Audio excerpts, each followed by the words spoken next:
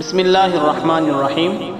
سوال یہ ہے کہ اگر کوئی شخص 4 رکعت نماز سنت پڑھ رہا ہو اور اگر اس کی پہلی ہی رکعت میں اس نے غلطی سے سورہ ناس پڑھ لیا، یا پھر 2 رکعت فرض پڑھ رہا ہو اور اس کی پہلی ہی رکعت میں سورہ ناس پڑھ لیا، تو اب دوسری رکعت میں اور سنت کی بقیہ 3 رکعتوں میں وہ کیا پڑھے گا؟